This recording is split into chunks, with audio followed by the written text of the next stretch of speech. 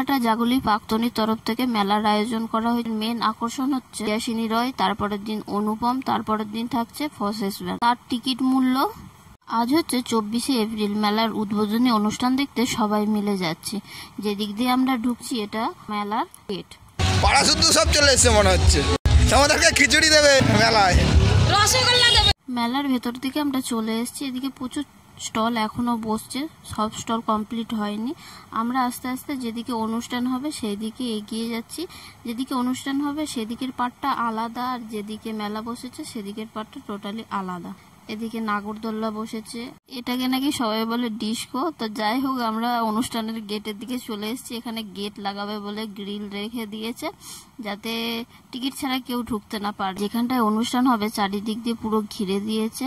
আর এটা হচ্ছে প্রবেশ গেট, বড় বড় হোর্ডিং লাগিয়েছে। এটা হচ্ছে টিকিট, 3 দিনের শোয়ের টিকিট মূল্য হচ্ছে 600 টাকা। কোনটা কোন দিনের? 3, 4, 5।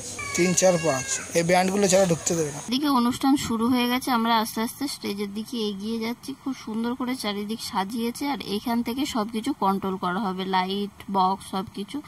এই যে হচ্ছে স্টেজটা, তো সামনে চেয়ার পেতে রেখে দিয়েছে, সবাই মিলে বসলাম। বসে বসে কিছুক্ষণ অনুষ্ঠানও দেখছি। এদিকে ক্যামেরা লাগিয়েছে। যে কদিন অনুষ্ঠান হবে সেইটা লাইভ সম্প্রচার করা হবে। 11 দিন ধরে মেলা চলবে। আর যারা মেলায় প্রবেশ করবেন তাদের কোনো টিকিটের প্রয়োজন নেই, শুধু শেষের 3 দিন অনুষ্ঠান দেখার জন্য টিকিট লাগবে। সেটা হচ্ছে 3 তারিখ, 4 তারিখ আর 5 তারিখ। 24 তারিখ থেকে 2 তারিখ পর্যন্ত যে কদিন অনুষ্ঠান হবে সেটা সবাই ফ্রিতেই দেখতে পারবেন। কিছুই বলে ফেললাম, এখন তাহলে আমরা বসে বসে অনুষ্ঠানটা দেখি, আপনারাও দেখুন। আর যার মেলায় আসতে চান বা অনুষ্ঠান দেখতে চান অবশ্যই টিকিটটা সংগ্রহ করে নেন। আর ভিডিওটা ভালো লাগলে লাইক করবেন, শেয়ার করবেন আর কমেন্ট করে জানাবেন